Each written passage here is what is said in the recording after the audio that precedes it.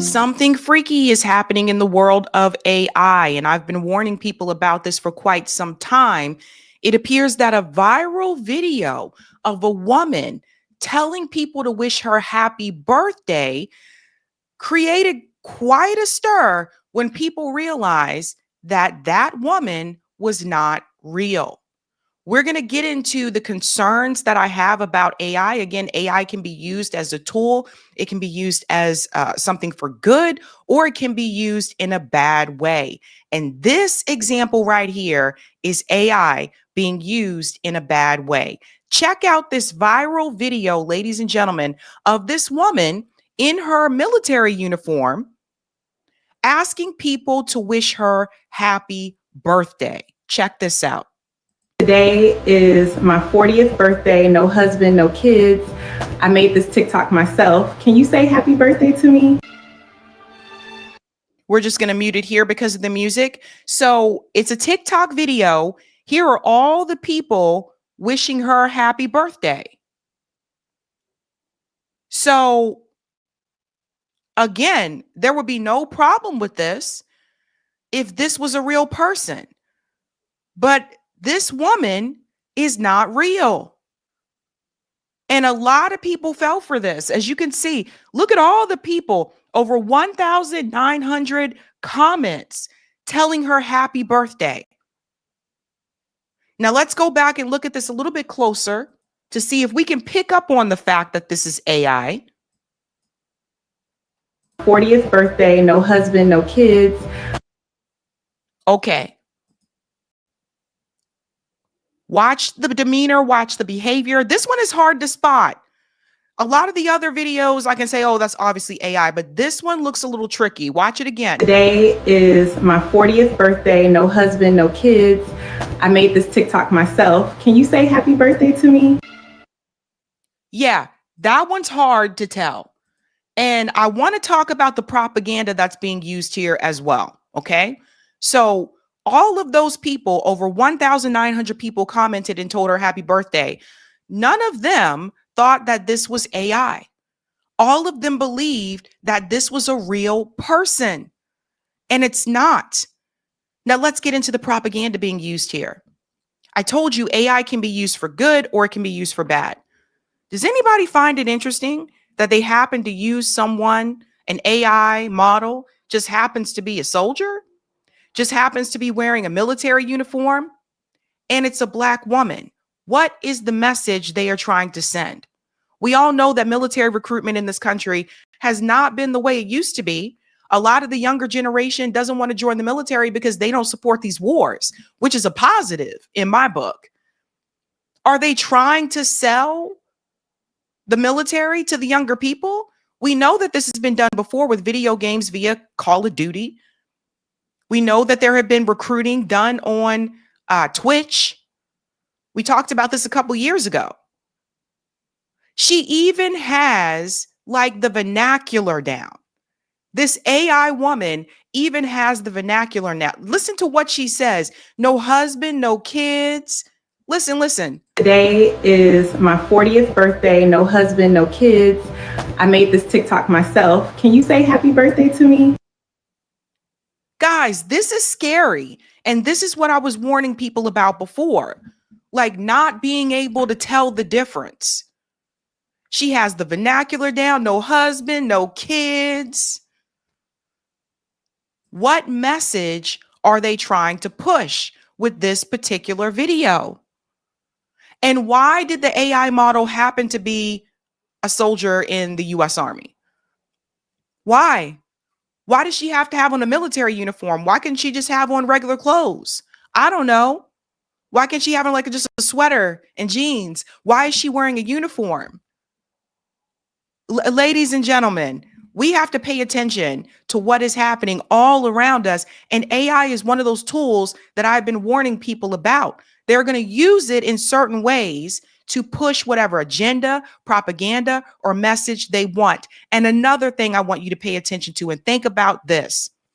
If all those people thought that this was a real woman, what is stopping AI from impersonating a real person doing a crime. Remember what I told you before about Peter Thiel and them wanting to ramp up their surveillance state? So they got to use the excuse of the crime is up, the crime is rampant, to implement a real life version of Minority Report where people are arrested pre-crime.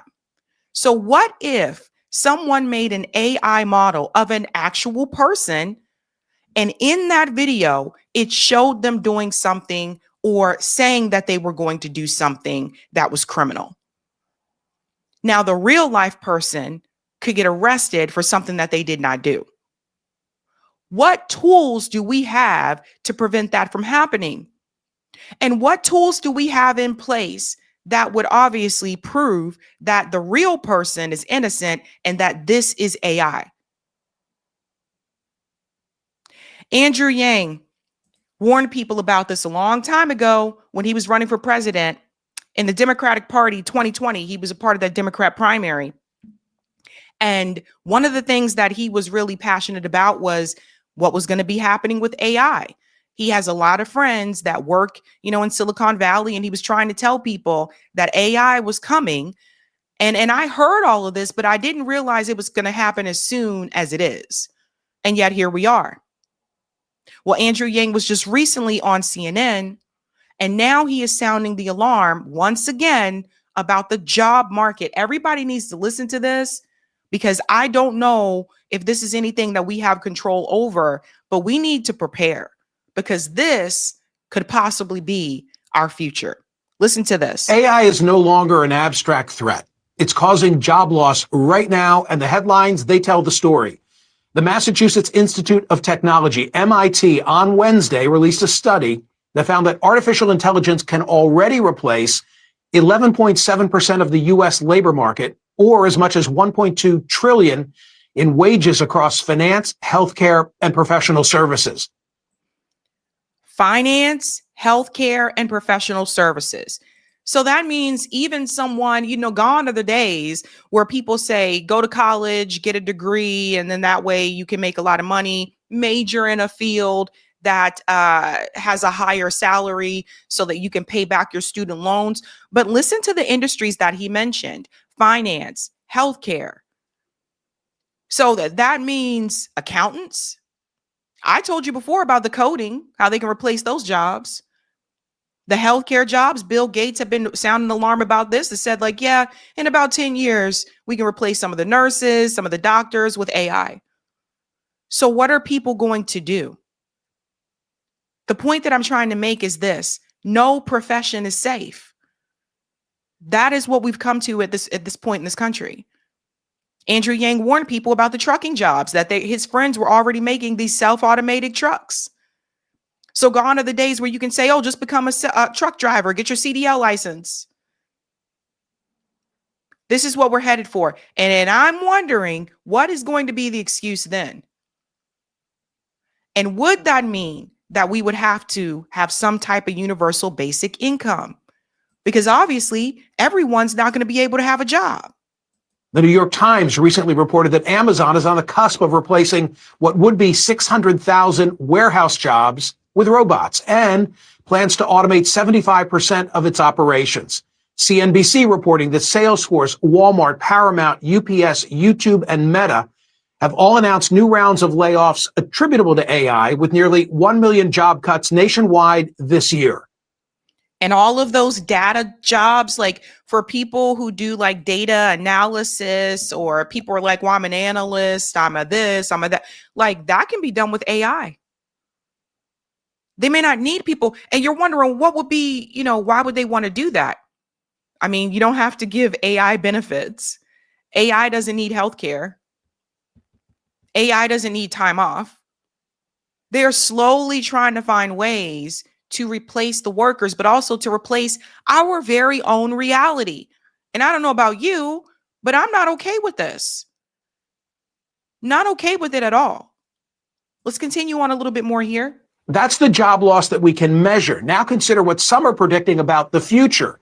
Goldman Sachs estimating that 6 to 7% of the U.S. workforce could be displaced due to AI adoption. They do note, however, that the impact may only be transitory, because new opportunities created by AI might ultimately put people to work in other capacities.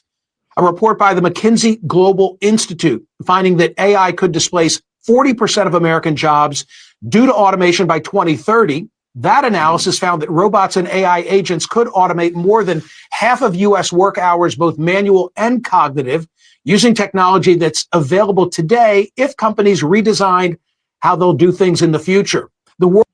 I am also thinking about people who are mechanics, like auto techs. You need to get your oil changed. AI could do that. Like these are just everyday things, that we may not think about when we're talking about technology.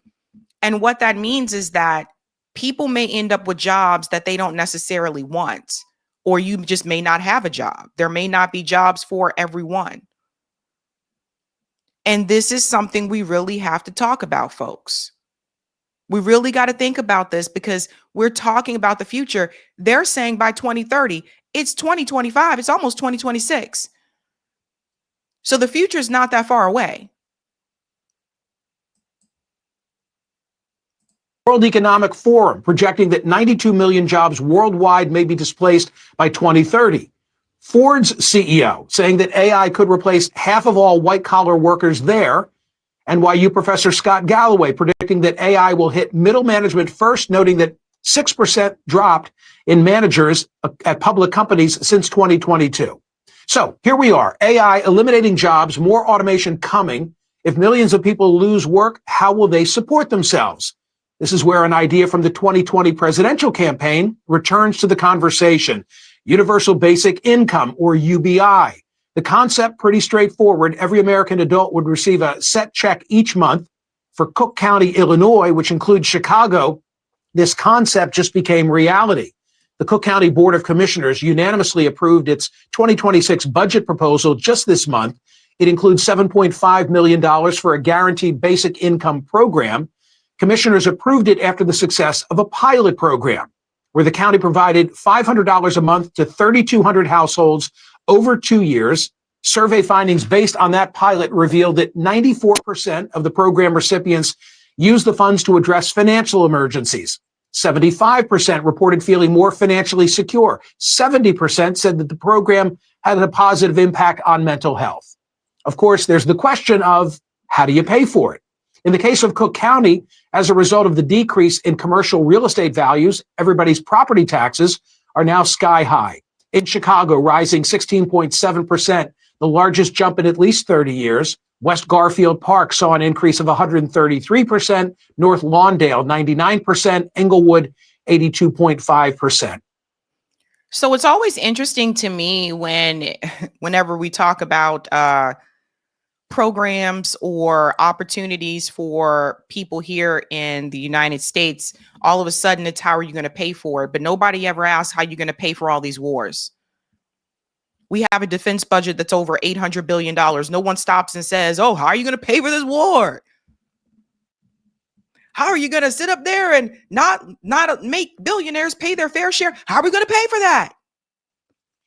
No one ever asked that question, right? Like the corporate media, I mean, not like you and me, but like corporate media, a lot of the politicians, they don't ask that question. They're talking about universal basic income. I also bring up this issue of healthcare because in this country, our healthcare is tied to our employer. So if you don't have a job because AI is replacing certain fields, what is everybody going to sign up for Obamacare? Because Obamacare is not universal health care. And from what I heard from some of my friends who did sign up for Obamacare, it can be quite expensive. And then you don't have a job, So it's like, I don't know. Is everyone going to be on Medicaid? Because Medicaid has pretty tough restrictions. So he's talking about universal basic income. We're going to have universal health care, which is something I've been telling people for the longest time. A lot of things are going to change, folks. Let's get to the part here where Andrew Yang comes in. Here we go. So basic income, the freedom dividend, specifically $1,000 per month, no work requirements, no means testing, a direct payment to help people cover bills, weather economic transitions, and adapt to a job market reshaped by technology. Andrew Yang joins me now. Andrew, nice to have you back. I pulled a profile of you from 2018 when you were just on the cusp of announcing your candidacy. Here's a quote that you provided to the author of the piece. You said, "Need is self-driving cars to destabilize society. In a few years, we're going to have 1 million truck drivers out of work who are 94% male with an average level of education of high school or 1 year of college. That one innovation will be enough to create riots in the street. And we're about to do the same thing to retail workers, call center workers, fast food workers, insurance companies, and accounting firms." It was 7 years ago. How is that quote aging? It's aging very, very well, unfortunately, Michael. I'm so glad that we're having this conversation. 44% of American jobs are either repetitive manual or repetitive cognitive, and thus could be subject to AI and automation. And we're seeing that unfold right now. It's heartbreaking for me because I feel we could be doing much, much more for the millions of Americans who are going to be displaced. I know that Cook County is just a microcosm, but I'm sure in hearing about their experience, people are wondering, okay, Andrew Yang, we're on board. Now we get it. What you saw 7 years ago, the rest of us see, but how do we pay for it? Here we go again with that. How do we pay for it? See, you see what I'm saying? So here's the other thing. I don't know. Maybe if we would have listened to Andrew Yang back then, maybe we would already be prepared for this right now. Maybe. Just something to think about. The CEO of Anthropic, Dario Amodei, just raised his hand and said, "You guys should tax us, the AI firms." And right now, hundreds of billions of dollars of value is being realized by Anthropic and these other firms on the back, by the way, of data that we all provided unwittingly and didn't agree to it. But it's trillions of dollars of value, and most Americans aren't going to see a dime of that. So if you have the CEO of an AI company saying you should tax us, I think we should take him up on his suggestion. And if you have an AI tax or a compute tax, you get to very big numbers very quickly. So they're now referring to the Magnificent Seven or the S&P 493 instead of the S&P 500. Put a graph on the screen right now for the benefit of everybody at home. The Washington Post had this coverage. The point was that if you strip out Alphabet, Amazon, Apple, Meta, Microsoft, Nvidia, and Tesla, then the market's doing okay, but the market surely isn't doing what it's doing when you include those seven. And I guess my question for Andrew Yang is, what happens if that is a bubble and it bursts? Then pause here for just a second. You see, this is why we can't vote our way out of this. This is the part I think some people may not want to hear. We can't vote our way out of this. It's inevitable. It's already happening. This AI, catastrophe. So knowing that we can't vote our way out of this, what do? This is why we need to build dual power. Because you see, when people start to lose people are already getting laid off, but more people start to lose their jobs in certain fields, and these fields start to go the way of AI, people are going to need mutual aid. People are going to need community. People are going to need to come together to help each other. And this is the part that, neither the Democratic Party or the Republican Party really wants to. They don't really want to relay this message to their constituents, because the reality is this is happening one way or another. And I feel as though a lot of people are not going to be prepared. Hell, you see it also in YouTube. There are AI YouTube channels. I've seen them myself, and I'm like, that is definitely not a real person. YouTube started allowing that too. By the way, Michael's job isn't guaranteed. They could replace him with AI too. So we're talking about newscasters. We're talking about waitresses, servers, bartenders. We're talking about mechanics, dental hygienists, nurses, accountants. I wouldn't even say any field is safe. So we are going to have a different society, whether we want it or not. And some people will say, oh, that's socialism. That's da da da da. I mean, this is where capitalism has brought us. This is where capitalism has brought us. There's profit there. And again, you don't have to pay people benefits. Then on top of that, you already got people out here making AI videos that people think is a real person and is not. Like the woman I just showed you. Not real. So if they can convince people that she's real, what makes Michael think his job is safe? That's capitalism, buddy. And how do you fund the freedom dividend or universal basic income? Well, right now, a lot of the value that's getting generated is being hoarded or held by a handful of companies. Michael, I think you're right that we should be trying to spread those value gains more broadly across the market and to people. Right now, US GDP is around $85,000 per person and trending upward, because regardless of whether AI as an investment thesis is a little bit overhyped, you know that it's going to have a positive effect on GDP. So if you have 85,000 ahead, then having $12,000 a year, which I proposed in 2020, actually seems pretty modest and reasonable. And that's going to be affordable regardless of what happens with some of these firms' valuations. So people need to get ready. People need to get ready. And all I can say is that, look, man, and this is why, remember when I told you they don't want you to own anything? This is why I was saying, like, they're trying to shove all these young people into these small micro unit apartments. They don't really want them to own anything. They can't afford to put a down payment on a home. This is why. Because they don't really want you to own anything, because you may not even be able to continue to pay the mortgage. Then you're looking at a number of foreclosures. These jobs aren't guaranteed. In the United States of America, these jobs aren't guaranteed, but we're so busy sending money abroad to Israel. And Israel has heavily invested in tech and AI. So this is what I mean about taking care of people right here. And you can scream, that's socialism, that's communism, call it whatever you want to call it. But at the end of the day, this is what capitalism has done for us. It had brought us to this point. So people need to pay attention, because it's already here. I can't say it's coming anymore. It's already here. Get ready. Hey guys, this was a Sabby clip. If you like what you saw, hit that like button and subscribe.